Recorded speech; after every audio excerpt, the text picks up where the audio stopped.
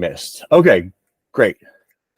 So we are here looking at a map of the US, and any indication of where my house would be, well, you guys know I live in Ohio. You know it's Southeast Ohio, and there happens to be an orange Ranger parked in my front yard. Perhaps this icon of an orange Ranger is where I live. But as we zoom in here, all of these blue trails represent different rides that I've been on since I got it. Like I said, I got it last May. Our favorite pizza place is over here.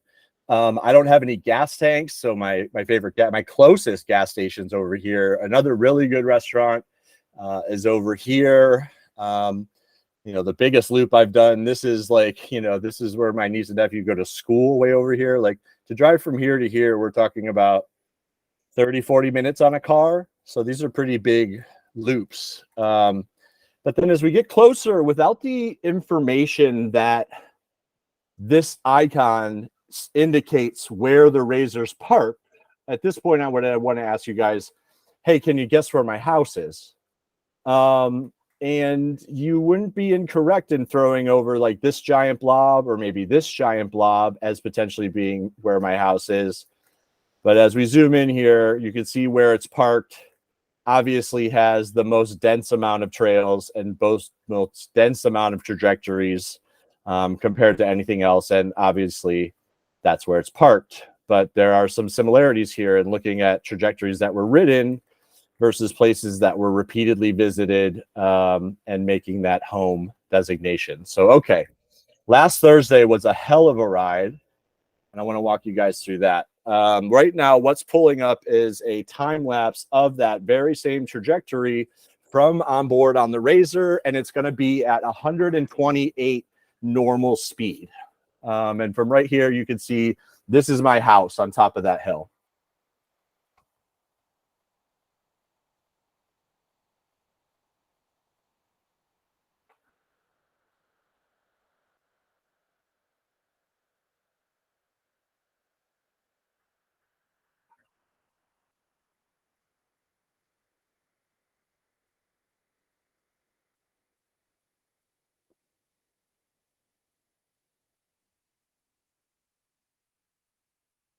And done. So that represents 2 hours on Thursday, the 21st. And I think that there's a lot that can be sort of said about that trajectory from a general perspective, in that, like, I seem to do quite a few test runs right here first. And then at some point I start traveling on what looks to be a road, but I know to be a gravel road. And then here I turn on an actual road. Now I'm on an actual road for a little bit. And then I decide to turn off that road and take ridge lines. These are higher in elevation, less traffic. It's not like technically what would be a highway. It looks like, okay, now obviously I'm in a town over here. Hold on, let me pause it and bring it back. Obviously I am in a town over here. And then I went back, and interestingly about the way I went back, I took the road the entire time I went back. I did not take the same trail that I took there. Then it looks like I was on my way home. I decided to turn around and do something, and then eventually I got home. So there's an interesting narrative in that, but there are a few other more sort of like micro behaviors that I want to show to you guys. So on the first run out of the house, I did not come very far, and then I engaged in this weird, like, loopy behavior that never happened previously. I don't know if anybody's a rider, but if you could guess, that's me doing donuts.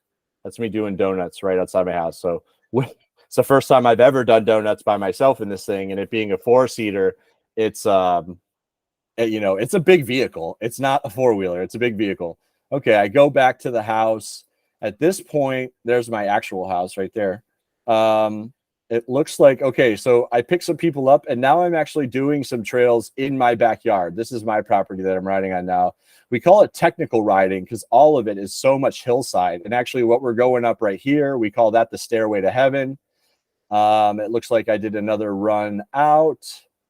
I did not stop and do donuts. Decided I maybe forgot something, needed to go back. Okay. keep on going, and I'm going to fast forward to get us back to town. Okay, so what interesting POIs do we have labeled in town? Like similar to how in our systems our POIs like a military base or educational institution. Well, what I visited in town was a place called Parks Place, the only restaurant in town, and we had pizza. That's right there, me parked in the back of the Park Place parking lot. And of course, if you look at the Lat Long Time series, you'll see that I was paused there for quite some time, probably about an hour. We're done now. On my way out, I crossed through the gas station. This is our only gas station. So obviously I picked up gas. Okay. Now, is he headed home? Nope. Okay, look. Oh, he stopped here for another 45 minutes. You can see this in the time series. We stopped at a park to let my nieces and nephew play. All right, great. Had to get home. The sun's setting. Okay, gosh, now he's taking the street. And this was so fun. I was probably pinning it at like 85, 90 this whole time, just flying through these streets, this paved road. But the clinker is the moral of the story is, and this always happens for anybody who sort of engages in this type of behavior. It was a beautiful sunset. I'm almost on my way home. We're almost there now. I'm passing the donut spot. And then all of a sudden, what was that? JC decided rather than just take the kids and his wife and his cousin and the 2 boxes of pizza that we had home, JC was going to randomly make a very hard U-turn and go back to the donut spot. And what happens when he got to the donut spot, it looks like he turned and then made a very quick 90-degree angle with this sort of tip at the front up there. And so that's exactly what had happened. You're on your way home. You're like, you know what? Let's just do one last hill. Let's do one last run. Let's do one last jump. I thought to myself, man, those donuts were fun. Maybe I should do donuts with everybody in it. And I started doing it. I didn't commit too hard enough, and I flipped the entire vehicle over. Everybody's fine. Everybody was shaken up. It's the first time I've ever flipped a side-by-side over to its side. So it was quite an awakening, right?